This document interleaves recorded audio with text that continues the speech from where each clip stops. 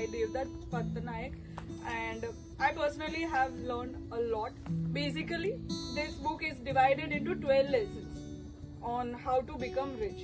और end में I hope that everybody becomes rich. And the references which the book have used is depending upon the Puranic and Vedic stories.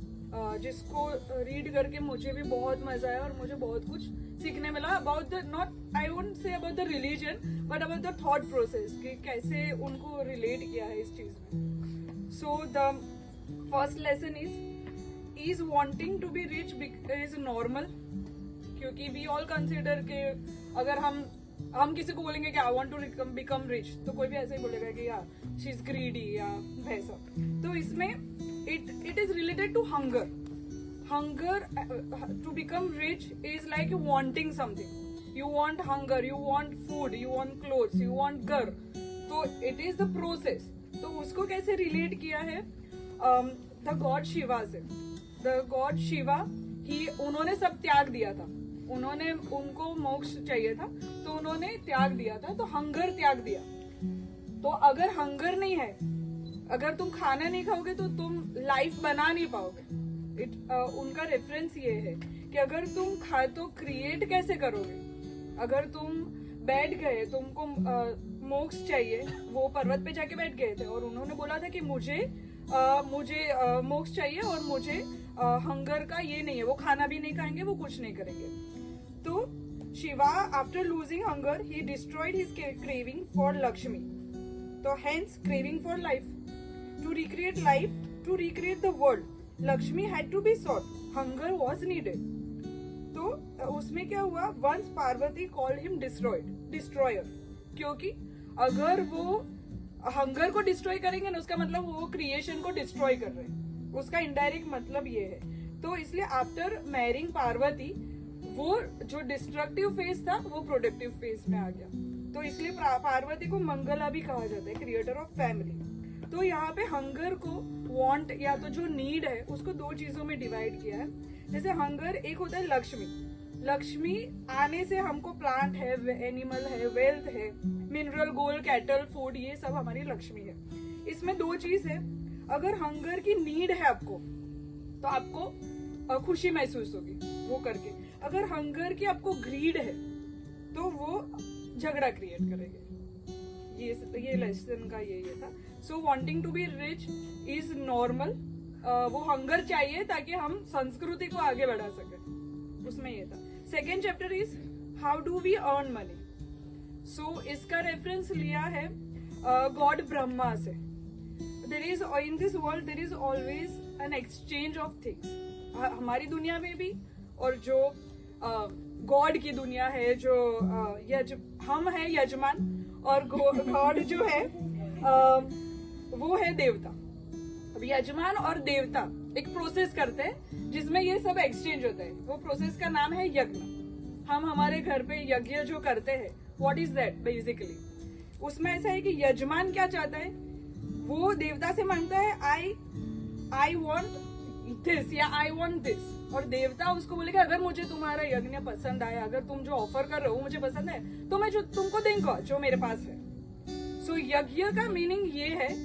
अगर हम पुराने चीजों से relate करें तो आज की तारीख में how do we earn money. अगर हम मार्केट में अगर किसी चीज को बेचना है तो हम वो चीज को बेचेंगे, राइट. अगर सामने वाले को पसंद आया, वो खरीदा हमारे पास से, तो वो हमको पैसे देगा. तो it is always an exchange of exchange of energy, money, goods, जो भी तुम कहो.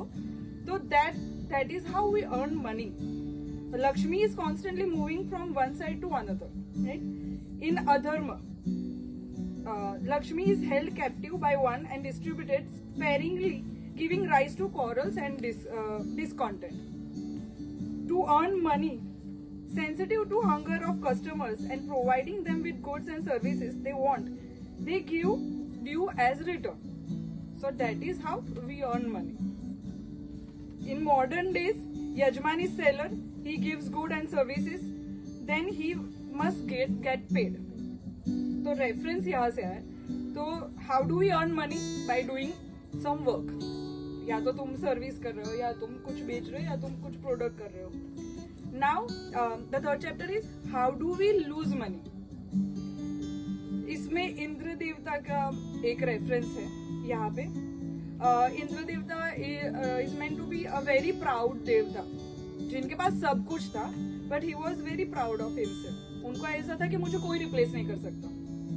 पर जब सागर ने उनका हॉर्स छीना और विश्वामित्रा ने मेनका को भेजा उनको डिस्ट्रैक्ट करने के लिए, then he was already distracted, क्योंकि उन्होंने खुद को टेकन फॉर ग्रांटेड ले चुके थे इंद्र देवता.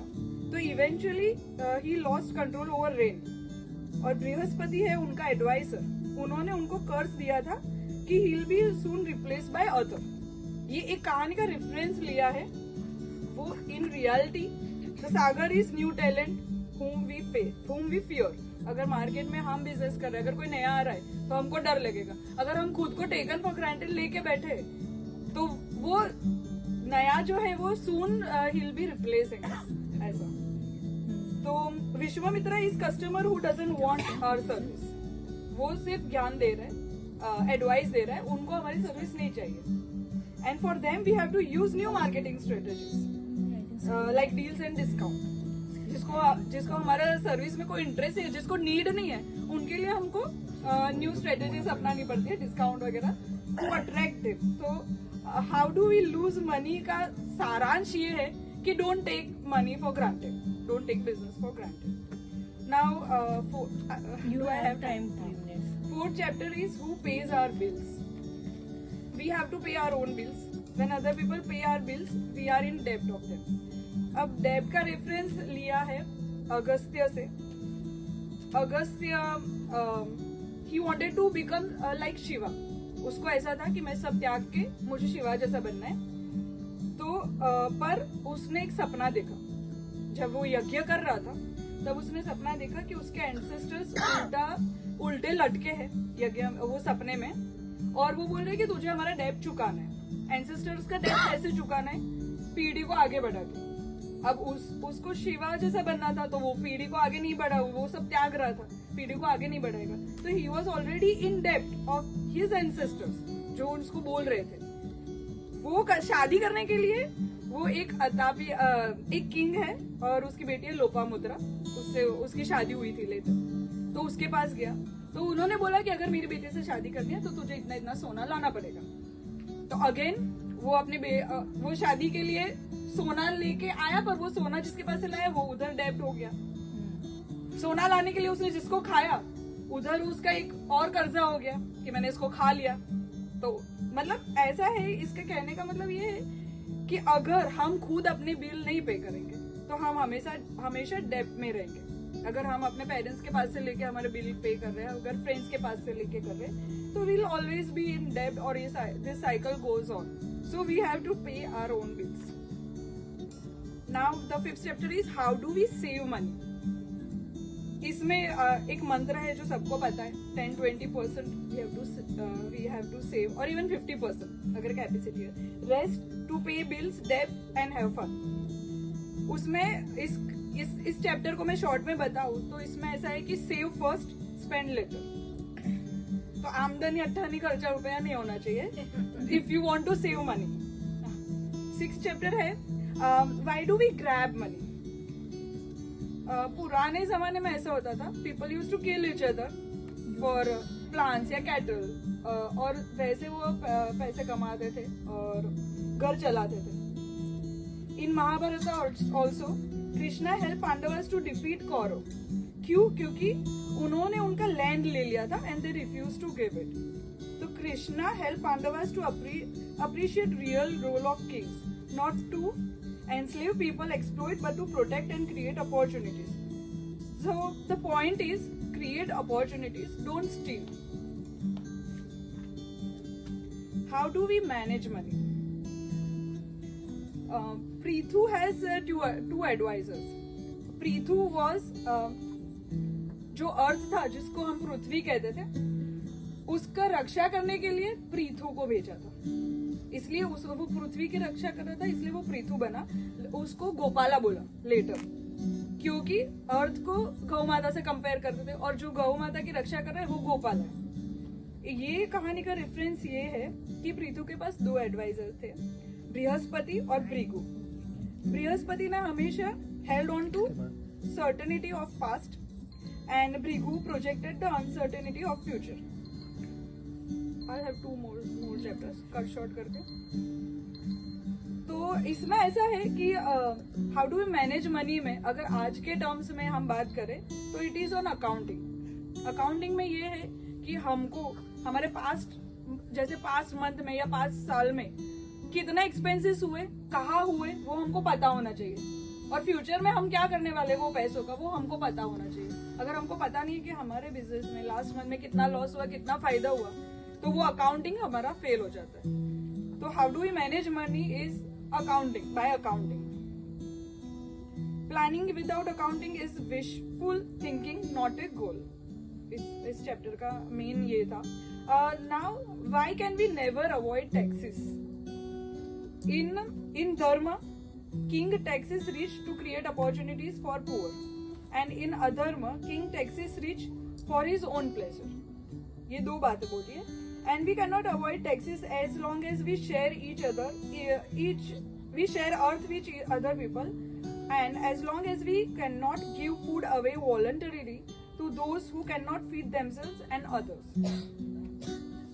So taxes को कहीं ना कहीं चैरिटी से कंपेयर किया यहाँ पे। If we have to give. And how do we guard wealth? हमको बचा के कैसे रखना है? So it is referred to as insurance.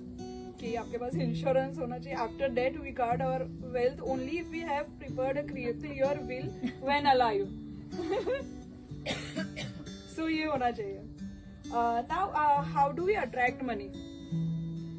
We attract money when we delight our customer with our goods and services so much that keep coming back, and they even recommend us to others.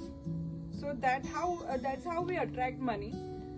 We have to perform good. We have to do our best to attract customers, and जो publicity करना है by वो कैसे करना है? Grabbing the opportunity हम ऐसे करेंगे कि हम अपना सर्विस बेस्ट दें और जिसको दिया है वो दूसरों को रिकमेंड करे, तो उससे वी अट्रैक्ट मनी। पॉइंट ये था। नाउ ये है कि how do we share money. इसमें एक वरुणा करके गॉड थे, उनका एक लेसन था on charity and investment. Sharing money 2 चीज में होता है। अगर तुम अपने वेल्थ को एक जगह पे बंद रखोगे तो यू कैन नॉट ग्रो। अगर तुम अपने वेल्थ को 2 पार्ट में डिवाइड करोगे, जैसे कि income has 2 parts, fruit and seed.